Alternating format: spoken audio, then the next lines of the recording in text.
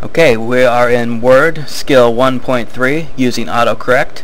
AutoCorrect's a great tool in Word, does pretty much what it says. It automatically corrects things as you type them in. It has some logic built in, and it will determine maybe some mistakes that are commonly made and correct them for you. Example in the book is typing in the, but typing in T-H-E, or that would be right. Type T-E-H, so transpose the H and the E. AutoCorrect will see that, say you probably meant the, and it'll switch it for you.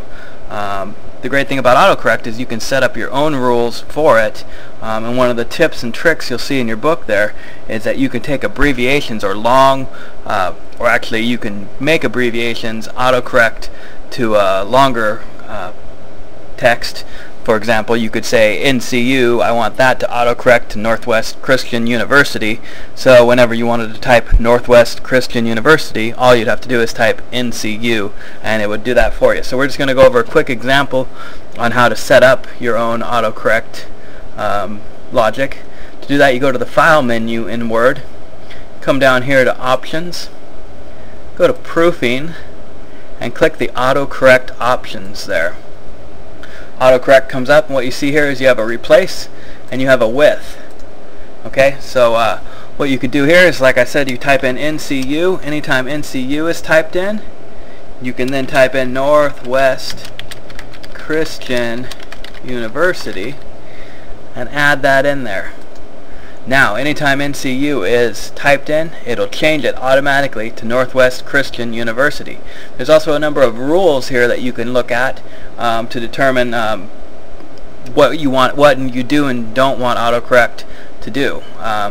Capitalize or correct two initial capitals.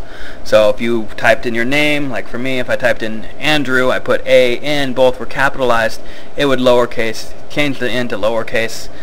So that's an example of that. You can figure out the rest of those two. Let's just go ahead and take a look at this in action. So I hit OK. I can go back to my document, type in NCU, put a space, Northwest Christian University. It autocorrects for me. So that's a look at the AutoCorrect. You can do a lot of different things with this.